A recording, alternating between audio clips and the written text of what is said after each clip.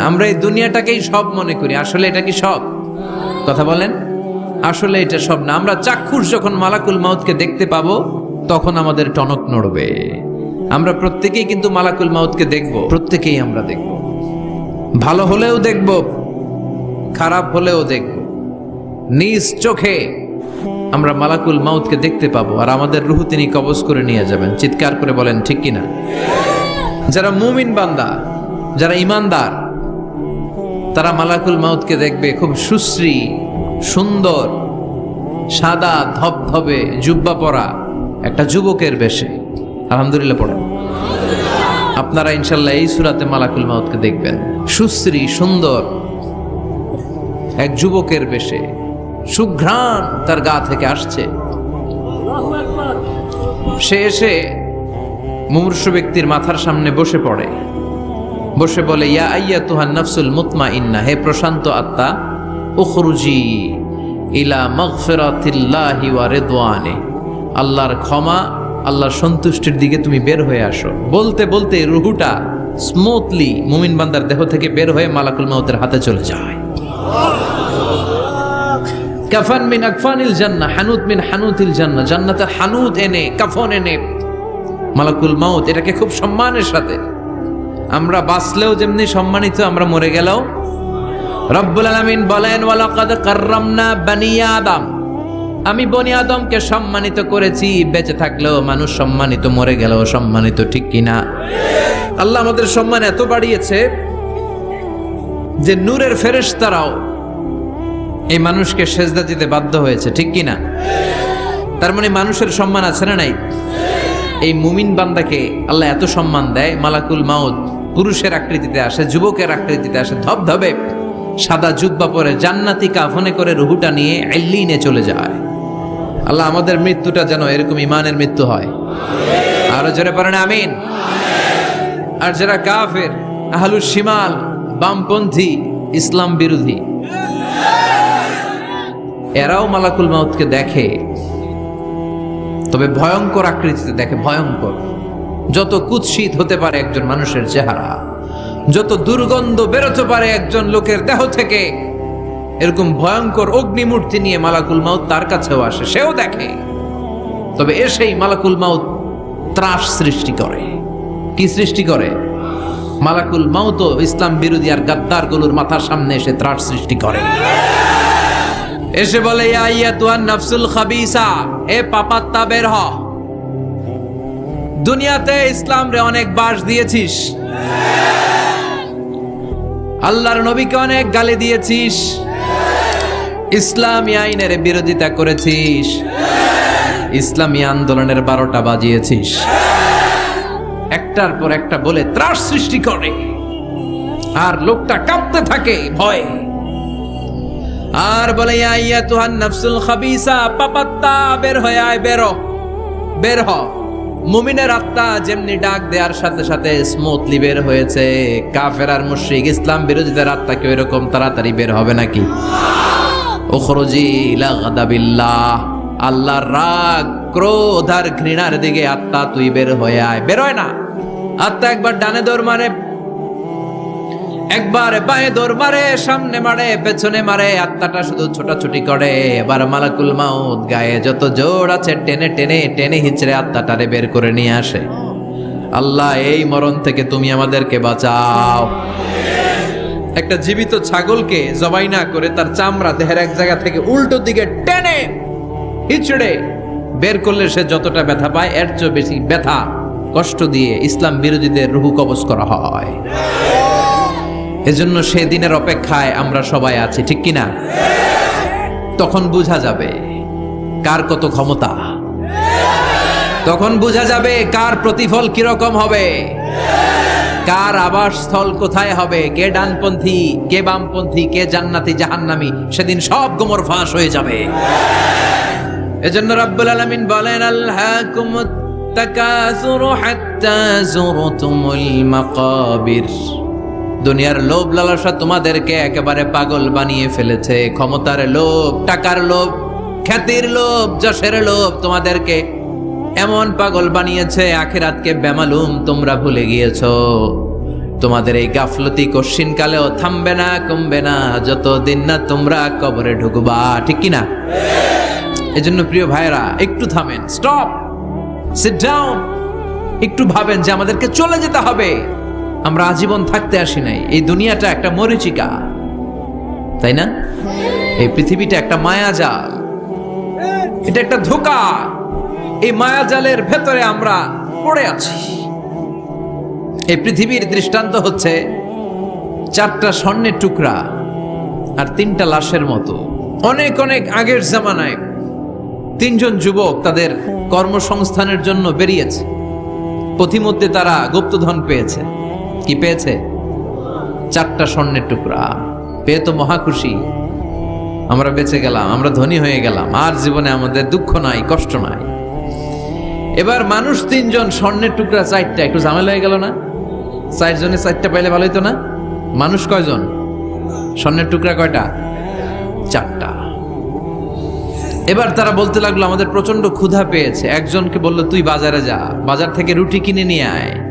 সে রুটি কিনতে গেল। আর এই 2জন মিলে ভাবতে লাগলো শয়তানের ওয়াসওয়াসায় পড়ে একটা কাজ করি, যেটারে রুটি আনতে পাঠাইছে ওটারে যদি শেষ করে দিতে পারি, মানে ওটার কেল্লা যদি ফতে করে দিতে পারি, তাহলে তো আর ভাগাভাগির কোনো কাজ নাই। স্বর্ণ 4টা, তুই পাবি 2টা, আমি পাবো। আর যে রুটি আনতে গিয়েছে সে মনে মনে ভাবে রুটিতে যদি বিষ মাখায় নিতে পারি। দেখছেন খেলা? আল্লাহু আকবার। রুটিতে কি মাখায় নিতে পারি? বিষ। তাহলে এই 2টারে বিষ মাখানো রুটি খাওয়ায় দিলাম, 4টাই আমার। তো যেই চিন্তা ওই কাজ। ওরাও রুটির সাথে, উনিও রুটির সাথে বিষ মাখাইছে, এরাও রেডি হয়ে আছে কখন আসবে। আসার সাথে সাথে ওইটারে ধইরা আইজো মায়ের কাইলো মায়ের মাইরা ওইটার ভর্তা বানায় ফেলাইছে। ওইটা অক্কা পাইছে, শেষ। এবার 2 বন্ধু মহা খুশি, তুই 2টা আমি 2টা, লাফাইতেছে আনন্দে। এক বন্ধু কয় লাফাইস কম, ক্ষুধা লাগছে অনেক, আগে খেয়ে নেই। আগে কি করি? এবার প্যাকেট থেকে বিষ মাখানো রুটি বের করে রুটি খাই, ওই 2টাও শেষ। 4টা স্বর্ণের টুকরা স্বর্ণের টুকরার জায়গায় পড়ে আছে, আর 3টা লাশ পাশে পড়ে আছে। হাদিহি মাসালু হায়াতি দুনিয়া, এটাই তো দুনিয়ার জীবনের দৃষ্টান্ত। বাড়ির জায়গায় বাড়ি পড়ে থাকবে, ক্ষমতার মসনদের চেয়ারটা জায়গায় পড়ে থাকবে, মানুষগুলো থাকবে না। ঠিক কিনা? আপনি খেয়াল করে দেখেন, আপনারা যদি কেউ জিজ্ঞেস করে ভাই এই বাংলো বাড়িটা কার, আপনি খুব গর্ববোধ করে বলেন যে এটা আমার বাড়ি, বলেন না? একটু খেয়াল করেন, আপনার বাবা যখন এই বাড়িতে থাকতো, কেউ যখন জিজ্ঞেস করতো বাড়িটা কার, আপনার বাবাও বলতো এটা আমার বাড়ি। আপনার দাদাও খুব পরিচয় দিত, এটা আমার বাড়ি, এই বাড়ি কার? আমার। আপনার দাদার দাদার দাদাও বলতো এটা আমার বাড়ি। আপনি মরে গেলে এই বাড়িটাই, যেটারে আপনি আমার আমার বলে আগলে রাখতেন, আপনার ছেলে তখন শুরু করবে আমার। কথা কন? ছেলে মরে গেলে নাতি বলবে আমার। ছেলে বা নাতি যদি এই জায়গাটা বাড়িটা বিক্রি করে দেয়, যাদের কাছে বিক্রি করা হলো, তখন তারা শুরু করবে আমার। ঠিক কিনা? পরের জায়গা পরের বাড়ি, ঘর বাঁধিয়ায় আমি রই, আমি তো সেই ঘরের মালিক নই। সবকিছুর আসল মালিক কে? সেজন্য আল্লাহ বললেন আলহাকুমুত তাকাসুরু হাত্তা যুরতুমুল মাকাবির। দুনিয়ার লোভ লালসা তোমাদের কমবে না যতদিন না তোমরা কবরে ঢুকবা। বিষ্ণু বললেন লাউ আন্না লিকুল্লি ইবনি আদম ওয়াদিয়ান মিন যাহাব, পৃথিবীর প্রত্যেকটা মানুষকে যদি আল্লাহ একটা করে স্বর্ণের পাহাড়ের মালিক বানিয়ে দেয়, আহাব্বা আইয়াকুনা লাহু ওয়াদিয়ান, সে আরো একটা স্বর্ণের পাহাড়ের মালিক হওয়ার চেষ্টা করবে। ওয়ালা ইয়ামলা আফাহু ইল্লা তুরাব, কবরের মাটি ছাড়া তার এই লোভ লালসা অতিরিক্ত চাওয়া পাওয়ার ইচ্ছা কোনোদিন কেউ থামাতে পারবে না। একটু বুঝে শুনে উত্তর দেন, একটা স্বর্ণের পাহাড়ের মালিক যদি আমি হই, আমি আমার 14 পুরুষ এটারে বিক্রি করে করে খেয়েও কি শেষ করতে পারবো? আপনি পাহাড় দেখছেন কত বড়, স্বর্ণের পাহাড় যদি হয়, এটার বেচে খেয়ে মজমাস্তি করে আমাদের 14 পুরুষের জীবন কেটে যাবে। তাহলে আরেকটা পাহাড় দিয়ে আমি কি করব? এটা মানুষের স্বভাব, যার আছে বেশি সে চায় বেশি। আল্লাহ বলে থাম, একটু থাম, অনেক হয়েছে, কান্না, তোমাকে চলে যেতে হবে। এই পাগলামির মায়া জালে আর পড়ে থেকো না, ঘুমন্ত বিবেকটাকে জাগাও, আখিরাতের সামানা তৈরি করো। চিল্লায় বলেন ঠিক কিনা? হাত্তা যুরতুমুল মাকাবির, এই কবর জিয়ারত তোমাকে করতে হবে। কবর হলো এমন জায়গা, এটা হলো মরণের পরে আখিরাতের প্রথম ধাপ। বিশ্বনবী বললেন এই ধাপটা যদি সহজ হয়, আখিরাতের বাকি ধাপগুলোরে সহজ করে দিবে কে? আর এই কবরের প্রশ্নের উত্তর যদি উল্টা পাল্টা হয়ে যায়, প্রথম ধাপের প্রশ্নের উত্তর যদি গোলমাল পেকে যায়, পরের ধাপগুলোতে মায়ের আছে না নাই? বিশ্বনবী বললেন মুমিনদের জন্য এই কবরে প্রশ্ন থাকবে কয়টা? 4টা। যারা ইসলাম বিরোধী, যারা কাফের, যারা মুশরিক, যারা বামপন্থী, তাদের থাকবে 3টা। মুমিনদের জন্য 4টা। মুমিনদের প্রথম প্রশ্ন, হু ইজ ইউর লর্ড? মার রব্বুক, তোর রবের নাম কি? চিল্লায় বলেন আমাদের রব কে? আল্লাহ আমারে রব। প্রথম প্রশ্ন করা হবে মার রব্বুক, তোর রবের নাম কি? চিল্লায় বলেন আমাদের রব কে? দ্বিতীয় প্রশ্ন, মা দীনুক, তোর ধর্মের নাম কি? আমাদের ধর্মের নাম কি? বিশ্বনবীর চেহারা দেখিয়ে বলা হবে আতারিফু মান হাযার রাজুল, এই লোকটারে চিনো কিনা? আমরা বলবো চিনি, উনি আমাদের পেয়ারা নবী, ঠিক কিনা? আমরা বিশ্বনবীর চেহারা দেখা মাত্রই চিনে যাব, ঠিক কিনা? আমরা বলবো এই লোককে চিনি, মানি উনি ছিল আমাদের জান, আমাদের প্রাণ, আমাদের কলিজা। এই নবীর জন্য আমরা সব করতে রাজি। এই নবীর সম্মান আর ইজ্জত বাঁচাতে আমরা দেহের তাজা রক্ত ঢালতে রাজি। এই নবী আমাদের সব। এই নবীর সুপারিশ ছাড়া আমি জান্নাতে যেতে পারবো না। এই নবীর আমরা চিনি, মানি উনি তো আমাদের পেয়ারা নবী। এই 3টা প্রশ্নের উত্তর যখন পেরে যাবেন আপনারা ইনশাআল্লাহ, চতুর্থ একটা প্রশ্ন, ওয়ামা ইলমুক, হোয়াটস ইউর নলেজ? তুমি কিভাবে শিখলা? তুমি কি নকল করে শিখেছো না জেনে বুঝে? আপনাকে বলতে হবে কোরআন থেকে জেনে, হাদিস থেকে মেনে মেনে আমি শিখেছি। 4টা প্রশ্নের উত্তর যখন আপনি করে ফেলবেন, ফেরেশতারা বলবে আহলান সাহলান মারহাবান বিক, খোশ আমদেদ, সুস্বাগতম, তুমি তো কপালওয়ালা। আলহামদুলিল্লাহ পড়েন। ইফতাহু লাহু বাবুন ইলাল জান্নাহ, তার কবর থেকে জান্নাতের দিকে একটা দরজা খুলে দেয়া হবে। ওয়া ইফসাহু লাহু কবরুহু 70 যিরান, তার কবরটারে 70 হাত লম্বা বানিয়ে দেয়া হবে। ওয়া ইউলবাসু মিন লিবাসি আহলিল জান্নাহ, জান্নাতের 2টা পোশাক তার গায়ের মধ্যে পরিয়ে দেয়া হবে। এরপরে ফেরেশতারা বলবেন নাম কানাউমিল আরুস, ঘুমাও। বাসর রাতে বর যেমনি কনেকে নিয়ে প্রশান্তির ঘুম দেয়, আনন্দের ঘুম দাও, ঘুমাও। আপনি আরামসে ঘুমাবেন। আলহামদুলিল্লাহ পড়েন। এই ঘুম আপনার ভাঙবে না যতক্ষণ না ইসরাফিলের সিঙ্গার ফুৎকার না আসে। আপনার এই ঘুম আর ভাঙবে।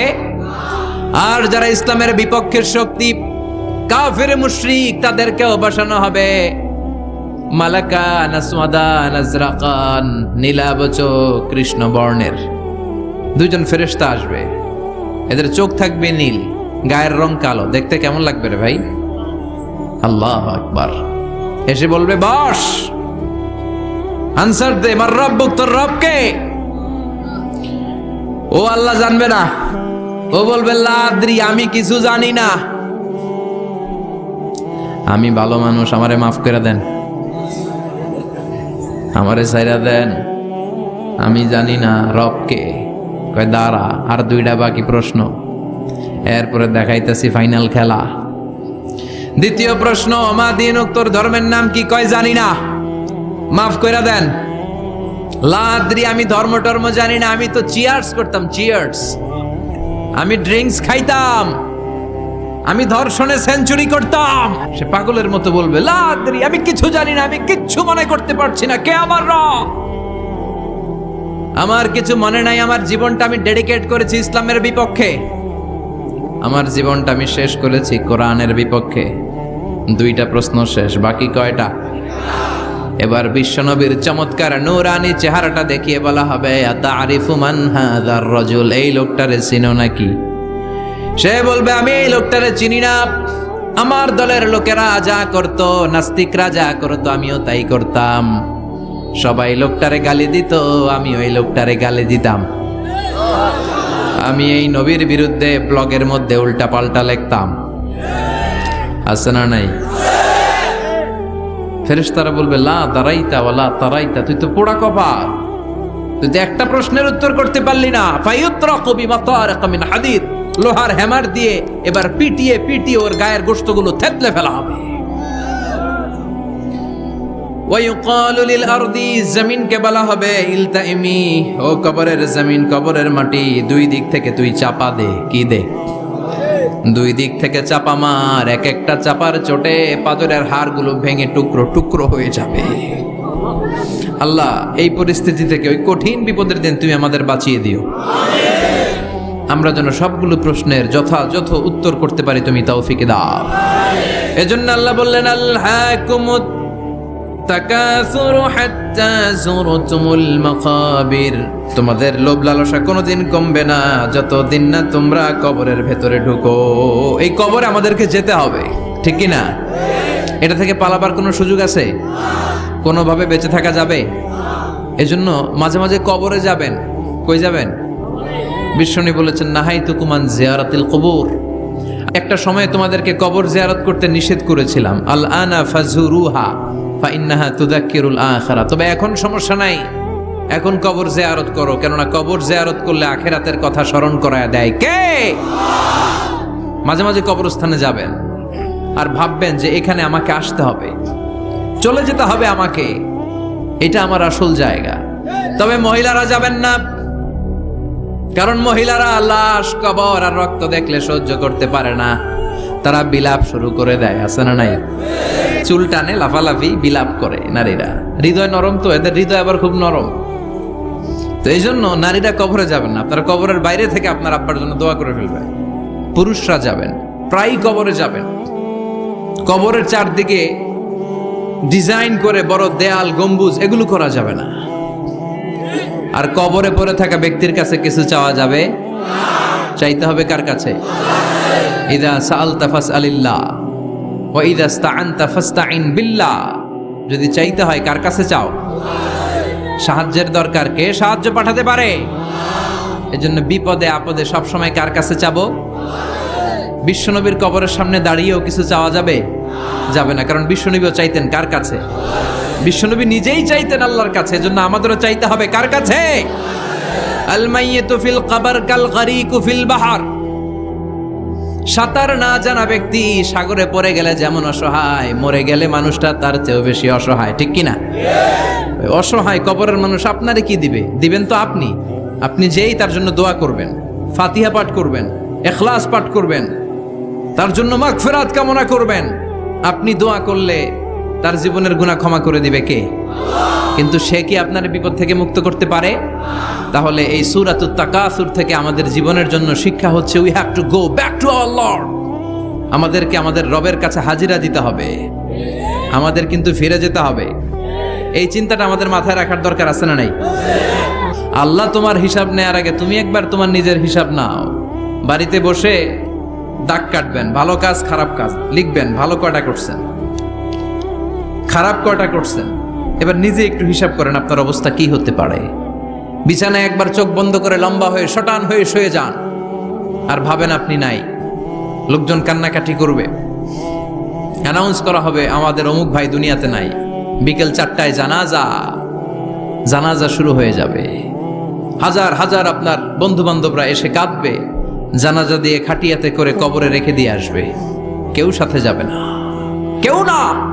এই ঘটনাটা আমার, আপনার, আমাদের সকলের জীবনে ঘটতে যাচ্ছে। গোয়িং টু হ্যাপেন ভেরি সুনার, খুবই দ্রুত হতে যাচ্ছে। কবে হতে যাচ্ছে আমরা কেউ জানি না।